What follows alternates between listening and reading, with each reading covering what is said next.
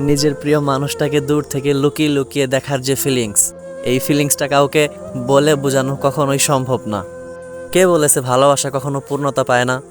আমার মাত্র 2 মাসের রিলেশন, অথচ সে আজকে আমার ঘরের বউ।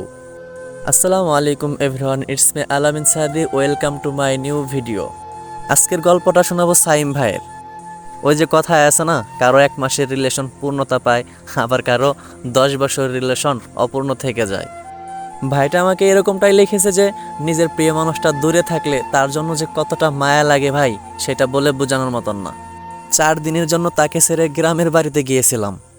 বাবা মা ভাই বোন সবাই ছিল, কিন্তু বিশ্বাস করেন ভাই, আমার মনে না একটুও শান্তি ছিল না। মাকে বারবার বলতেছিলাম ভালো লাগতেছে না, চলে যাব। শুধু মায়ের কান্নার জন্য কয়েকদিন ছিলাম। দম বন্ধ হয়ে আসতেছিল আমার, মনে হচ্ছিল কি যেন নেই, অপূর্ণ আমি, কোথাও শান্তি নেই। বারবার মনে হচ্ছিল বাড়িতে একা। অবশেষে শান্তিটা নিজের বাড়িতে নিজের স্ত্রীকে বুকে জড়িয়ে পেলাম। মনে হচ্ছিল কত যুগ পরে তাকে পেলাম। মাঝে মধ্যেই ফেসবুকে দেখি বউদের নাকি স্বামীরা কষ্ট দেয়, তখন আমি এটা দেখে ভাবি তাদের অক্সিজেনকে তারা কিভাবে কষ্ট দেয়। এই একজন মানুষের জন্য আমি সবার বিরুদ্ধে গেছি, প্রয়োজনে পুরো পৃথিবীর বিরুদ্ধে যাব, তবুও তাকে কখনো ছাড়া সম্ভব না, তাকে কখনো কষ্ট দেয়া সম্ভব না। আমি সব কিছু হারাতে প্রস্তুত, শুধু তোমাকে না প্রিয়। সত্যি অন্যের ভালোবাসা দেখতেও ভালো লাগে।